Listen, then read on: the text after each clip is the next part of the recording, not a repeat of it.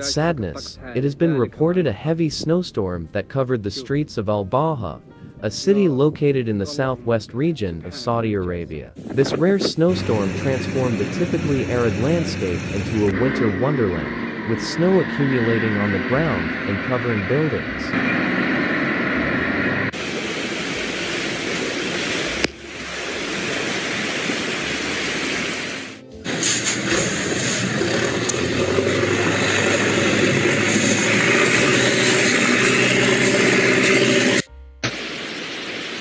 Despite the beauty and charm of the snow, the unexpected storm caused several disruptions in daily life, with schools and offices temporarily closing and road trips becoming difficult due to icy conditions.